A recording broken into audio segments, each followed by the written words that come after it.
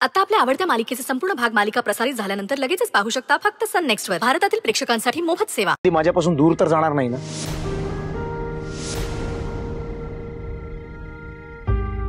एक सांगू, हा म्हणजे तुला वाईट वाटणार नसेल तर काय?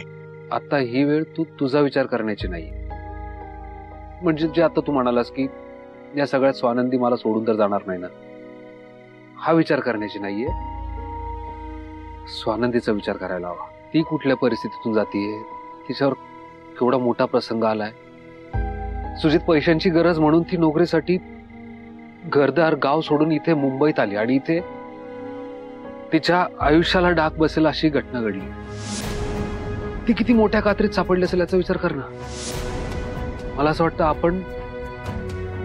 आपण तिची काय मदत करू शकतो, तिला कसं सावरू शकतो, तिला कसा आधार देऊ शकतो याचा विचार करायला हवा. हो यार म्हणे, बरोबर बोलतोयस तू. माझ्या डोक्यात फक्त एकच वादळ उठलं होतं, स्वानंदी आणि माझी ताटातूट तर होणार नाही. पण तू म्हणतोस ते बरोबर आहे, ती आता कोसळली असणार यार. एक्झॅक्टली, मला हेच म्हणायचंय. ती पुन्हा कशी तिच्या पायावर उभी राहू शकते? बघ, हे 4 लोक आज बोलतील उद्या विसरून जातील, पण ही घटना जर तिच्या मनात घर करून राहिली ना तर ती आयुष्यभरासाठी खचून जाईल. सुजित, मला असं वाटतं इथे मी मित्र म्हणून, तू बॉयफ्रेंड म्हणून आपण तिच्या पाठीशी भक्कमपणे उभं राहायला हवं. आपण तू जसा डिप्रेस होणार असेल तर मग झालंच. नाही नाही नाही, तू म्हणतोस ते 100% पटतंय मला.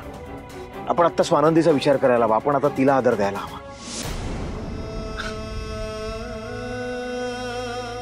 लकी यार स्वानंदी, तुझ्यासारखा एवढा चांगला मित्र मिळाला ते. अच्छा, म्हणजे स्वानंदी लकी आहे, तू लकी नाहीस. तुझा मित्र नाही मी.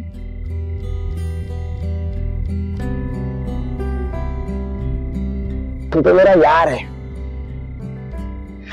खरंच म्हणे, तुझ्यासारखा मित्र, रादर तुझ्यासारखा भाऊ माझ्या आयुष्यात आहे. मला योग्य मार्ग दाखवायला, मला करेक्ट रस्ता सांगायला, ही खूप मोठी गोष्ट आहे माझ्यासाठी.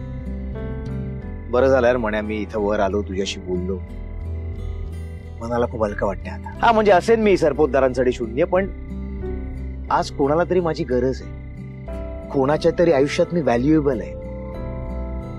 ह्या गोष्टीने मनाला खूप छान वाटतं. योही तो बात. आता कॉफी पिणार? माय कॉफी डन.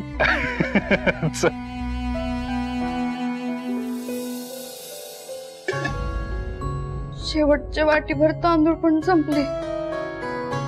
आता उद्या काही खायचं पण म्हटलं तरी घरात तर धान्याचं एक कण पण नाही. आतापर्यंत आईला सांगणार नव्हते,